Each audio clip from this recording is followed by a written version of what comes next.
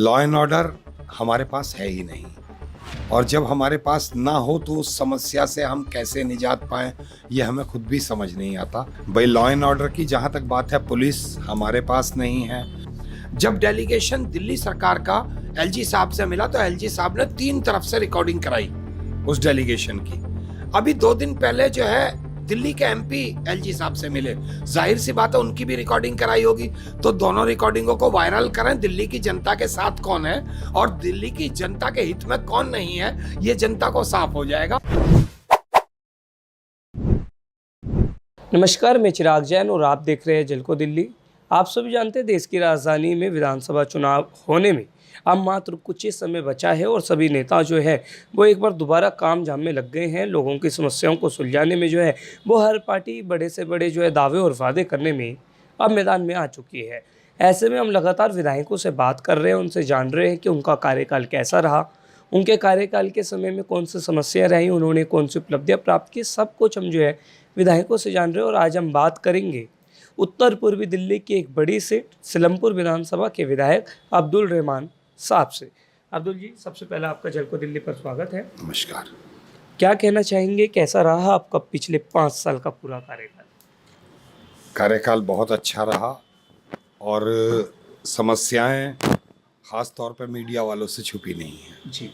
जिस तरह की समस्याएं दिल्ली सरकार के लिए उत्पन्न की गई सेंट्रल गवर्नमेंट द्वारा, जिस तरह से काम करने से रोका गया जगह जगह, तो वो किसी से छुपा नहीं है।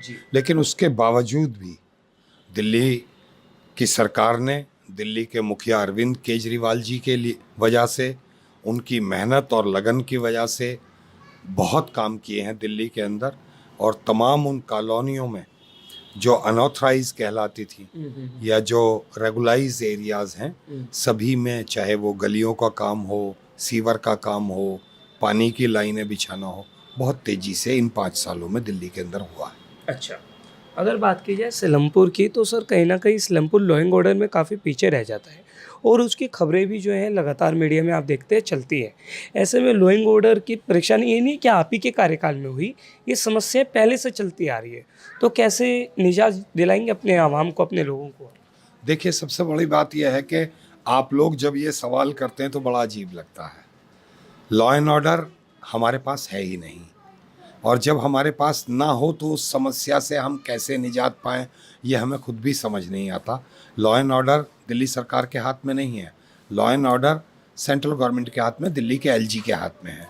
लॉ एंड ऑर्डर की समस्या से जूझ रहे हैं पूरे दिल्ली वासी। हर दिन आए दिन कुछ ना कुछ दिल्ली में होता रहता है, और मैं समझता हूँ कि दिल्ली के एलजी को और सेंट्रल गवर्नमेंट को, क्योंकि दिल्ली देश की राजधानी है और देश की राजधानी देश का गौरव होती है, उसी के अंदर इतनी समस्याएं उत्पन्न होंगी तो फिर देश का क्या हाल होगा। तो सोचना चाहिए दिल्ली के एलजी को और सेंट्रल गवर्नमेंट को इस ओर के दिल्ली की राजधानी कम से कम क्राइम मुक्त रहे और लोगों को एक विश्वास रहे कि राजधानी हमारी एक मिसाल बन जाए। वो बात तो ठीक है कि दिल्ली में एलजी का शासन है, लेकिन कहीं ना कहीं विधायक की भी तो कानून व्यवस्था बनाए रखने की जो है जिम्मेदारी होती है ना। हाँ सर, मुझे वो एक चीज़ बताइए कि विधायक के हाथ में या दिल्ली की सरकार के हाथ में ये चीज़ होती है। भाई लॉ एंड ऑर्डर की जहाँ तक बात है, पुलिस हमारे पास नहीं है। और रही बात कि आपने देखा होगा पिछले दिनों माननीय उच्चतम न्यायालय ने, सुप्रीम कोर्ट ने एक आदेश पारित किया कि दिल्ली की ट्रांसफ़र पोस्टिंग जो है वो दिल्ली की चुनी हुई सरकार के पास रहेगी। तो उसके उसी हफ्ते के अंदर सेंट्रल गवर्नमेंट जो है एक कानून ले आई और कानून ला करके उसको एलजी के हाथों में सौंप दिया गया।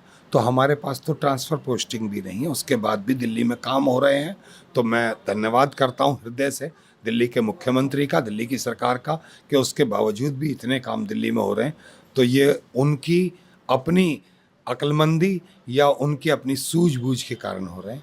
ये दिल से धन्यवाद है दिल्ली के मुख्यमंत्री को। अब आपकी एक मंत्री है आतिशी जी, वो लगातार अनिश्चितकालीन अनशन पर है क्योंकि दिल्ली में आप जानते हैं 2 महीने से पानी की किल्लत है, लोगों को पानी नहीं मिल पा रहा और बीजेपी कह रही है हम पूरा पानी दे रहे हैं, हरियाणा पूरी मदद कर रहा है, फिर भी जो आम आदमी पार्टी है वो जो है नाटक कर रही है। तो इस पर आपका क्या?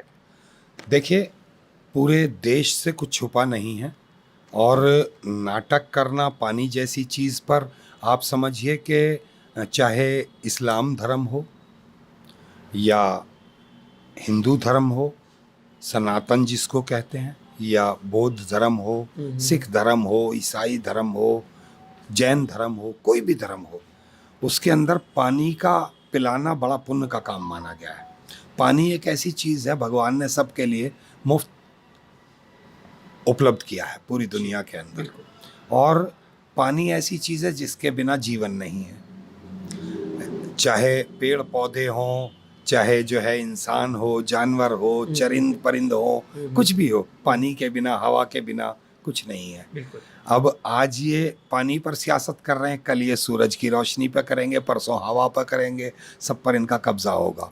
लेकिन मैं कहता हूँ कि कुदरत का कानून जो है, वहाँ देर है, अंधेर कभी नहीं है।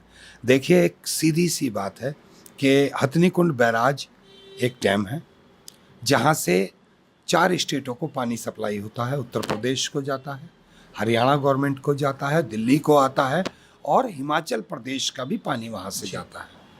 चूँकि दिल्ली में पानी की किल्लत है, दिल्ली में अपने स्रोत पानी के नहीं हैं। पानी हम उत्तर प्रदेश गवर्नमेंट से लेते हैं या हम पानी हरियाणा गवर्नमेंट से लेते हैं। पर्याप्त पानी दिल्ली में नहीं है। दिल्ली की आबादी जब 1 करोड़ की थी या 1 सवा करोड़ की थी, तब का वो एक करार हुआ है, वही पानी दिल्ली को आता है। और आज आबादी अगर आप देखें तो 3 करोड़ के पार है दिल्ली की, क्योंकि 2 करोड़ से ऊपर वोटर है, तो 3 करोड़ के पार आबादी है दिल्ली की। पानी की हर इंसान को ज़रूरत है। लोग जितना मज़दूर तबका है, जितना दिल्ली में इंडस्ट्री है, उसमें जो काम करने वाला है, दूसरी शोबों में जो काम करने के लिए मज़दूर लोग आते हैं, वो भी दिल्ली में ही रहते हैं और पानी की उनको भी ज़रूरत होती है।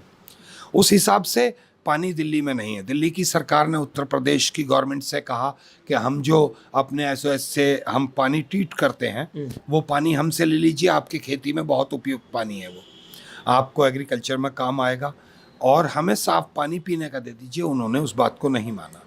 इसके अलावा जब हमने हरियाणा सरकार से बात की, उन्होंने भी नहीं माना। हमने हिमाचल गवर्नमेंट से बात की और हिमाचल गवर्नमेंट से हमारा करार हो गया कि जो पानी हथनीकुंड बैराज से, वो हिमाचल चढ़ नहीं पाता पानी, क्योंकि ऊंचाई पर है, वो पानी उनका वेस्ट हो रहा है। तो हमने उनसे बात की, वो तैयार हो गए। वो पानी हरियाणा के थ्रू ही दिल्ली में आना था, लेकिन उन्होंने उस पानी को भी रोक दिया, उन्होंने आने नहीं दिया। हमने सुप्रीम कोर्ट का दरवाज़ा खटखटाया, सुप्रीम कोर्ट के आदेश के बावजूद भी उन्होंने दिल्ली में पानी नहीं छोड़ा और दिल्ली में पानी के लिए लोगों को तरसा दिया। लेकिन मैं एक बात कहना चाहता हूँ जी, सियासत करने के लिए बहुत सारी चीज़ें हैं, सियासत कीजिए, कोई बुराई नहीं है, लेकिन पानी जैसी चीज़ पर सियासत करना। आज दिल्ली की जन मंत्री को, आज फ्राइडे, आज 5वां दिन है, 5 दिन से वो भूख हड़ताल पर बैठी हुई हैं। और एक महिला, आप देखिए कि उसकी कितनी बड़ी वो है कि वो अपने दिल्ली के लोगों के लिए आमरण अनशन पर बैठ गई। जब तक दिल्ली वालों को पानी नहीं देगी, हरियाणा गवर्नमेंट नहीं छोड़ेगी, तब तक मैं अनशन से नहीं उठूंगी। वो बराबर बैठी है अपने दिल्ली वालों को लेकर के, दिल्ली के लोगों को पर्याप्त मात्रा में पानी मिले। पानी जितनी ज़रूरत है वो दिल्ली में नहीं आ रहा है, और हरियाणा गवर्नमेंट उस पानी को नहीं छोड़ रही है।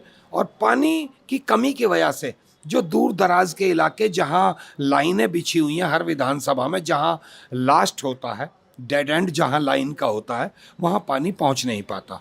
और जब पहुँच नहीं पाता तो उस ना पहुँचने की वजह से बहुत सारी जगहों पर, क्योंकि यहाँ लोग मोटर चलाते हैं लाइन पर, तो मोटर खोलते हैं तो वो लाइन में पानी नहीं होगा, मोटर खोल देंगे तो जहाँ भी स्रोत कहीं होगा, कनेक्टिविटी होगी, वहाँ से गंदा पानी लाइन में खींच लेगा और उन लोगों तक गंदा पानी पहुँचता है।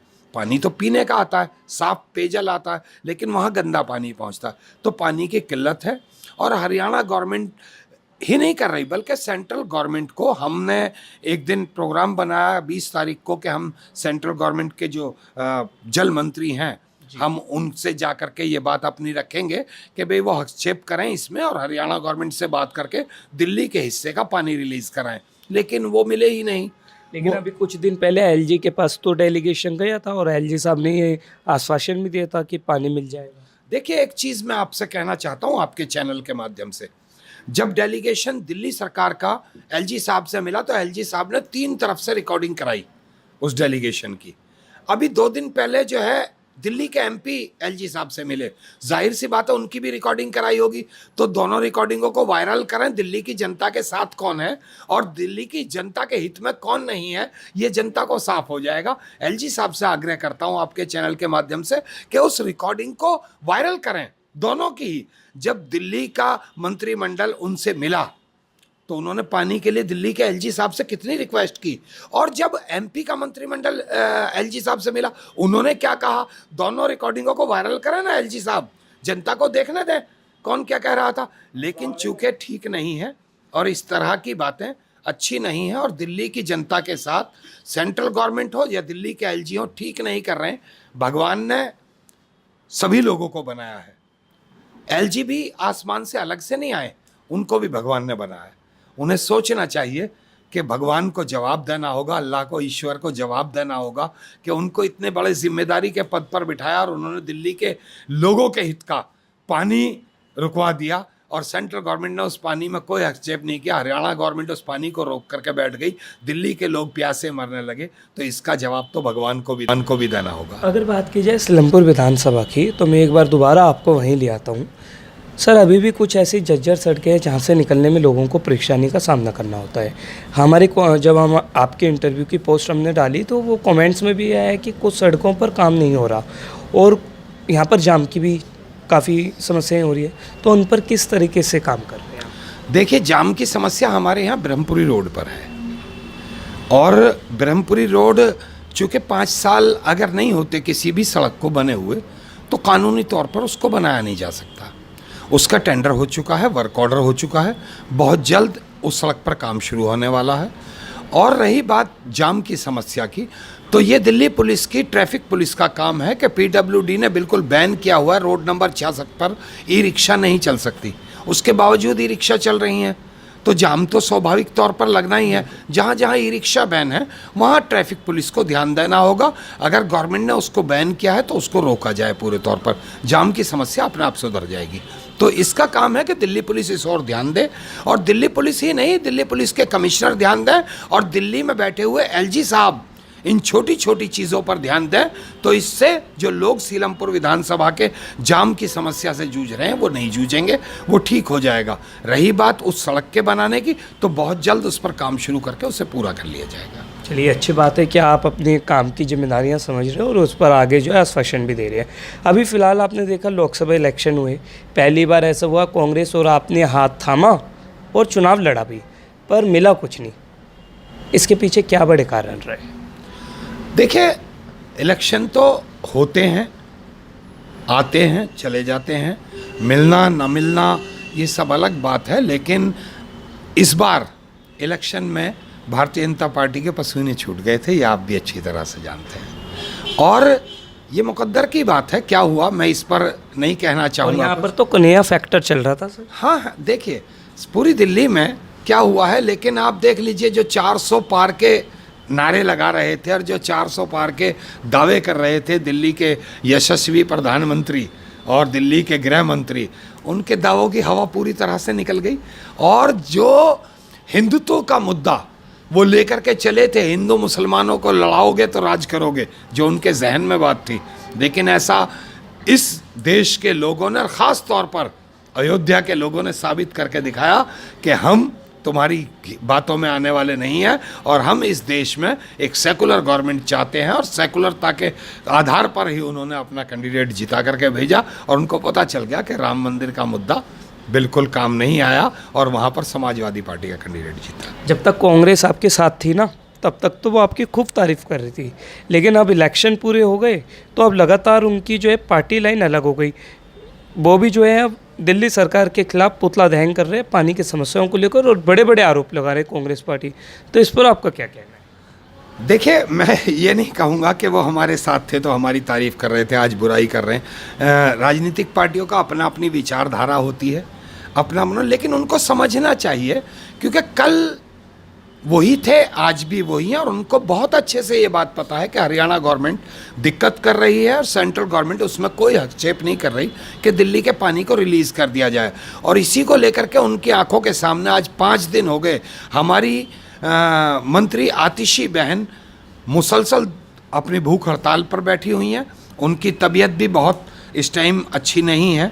5 दिन एक आदमी मतलब अनशन पर बैठा हुआ है, तो आप देख सकते हैं। और किसके लिए बैठा हुआ है? दिल्ली की जनता के लिए, दिल्ली के लोगों के लिए। ये बात ना कांग्रेस से छुपी है, ना ये बात भारतीय जनता पार्टी से छुपी है। लेकिन कांग्रेस के लोग ये सब करके कुछ जताना चाहते हो, मैं समझ नहीं पाया कि उनको पता होना चाहिए कि खुद आतिशी बहन जो जल मंत्री हैं वो आमरण अनशन पर बैठी हुई हैं और वो बराबर निरंतर यही डिमांड करें कि दिल्ली के लोगों के हक का पानी उन्हें दिया जाए ताकि दिल्ली में जल आपूर्ति। रहमान साहब, फरवरी में इलेक्शन होने हैं, कुछ ही वक्त बचा है। क्या लगता है जिस तरीके से 2013 से अभी तक हैट्रिक मारते हुए आपकी पार्टी आई है, आगे ये चीज़ जारी रहेगी या फिर इस बार बड़ा परिवर्तन का डर है? 100% दिल्ली की जनता बखूबी समझती है कि दिल्ली के अंदर केजरीवाल और आम आदमी से पार्टी से अच्छी कोई सरकार नहीं हो सकती, जिसने हमेशा दिल्ली के लोगों के लिए लड़ाई लड़ी है। चाहे वो बहनों के सफ़र की बात हो, चाहे वो बिजली की बात हो, चाहे वो पानी की बात हो, चाहे वो CCTV की बात हो, चाहे वो लोगों के इलाज की बात हो, चाहे वो अस्पतालों की बात हो, दवाओं की बात हो, टेस्टों की बात हो। दुनिया भर की चीज़ें जो दिल्ली की सरकार ने दिल्ली के लोगों के हित में फैसले लिए हैं, आज तक देश में कोई ले नहीं पाया। और जो अब लेने की कोशिश कर रहे हैं वो अरविंद केजरीवाल जी की नकल कर रहे हैं इस देश के अंदर। अगले 6 महीने का अंत में बस ये पूछना चाहूँगा, कैसा रॉयल मॉडल रहेगा? क्या काम करेंगे? क्योंकि 6 महीने और आपके हैं, उसके बाद चुनाव होने हैं, तो अगले 6 महीने कैसे रहेंगे और अपने क्षेत्र के लोगों को आप क्या निवेदन करना चाहेंगे? 100% 5 साल काम किया आम आदमी पार्टी सरकार ने और बराबर काम करते आ रहे हैं और दिल्ली के हर हिस्से में काम हुआ है। और मैं भी सीलमपुर विधानसभा के लोगों से कहना चाहूँगा, अगर किसी भाई को लगता है कि आपके यहाँ कोई दिक्कत परेशानी है तो आप मेरे पास आ जाएं। मेरा वादा है आपसे, मैं यकीन दिलाता हूँ कि 100% उस काम को पूरा करके आपको सौंप दिया जाएगा। चलिए, तो हमारे साथ थे सीलमपुर विधानसभा के विधायक अब्दुल रहमान, जिन्होंने अपनी पार्टी के पक्ष को बेखूबी रखा और उन्होंने ये कहा कि अरविंद केजरीवाल जिस विचारधारा को लेकर चले थे वो विचारधारा आज भी कायम है और उसी पर आगे चलते रहेंगे। मेरे साथ थे मेरे साथी आकाश मेहता, आपके साथ चिराग जैन, सीलमपुर, दिल्ली।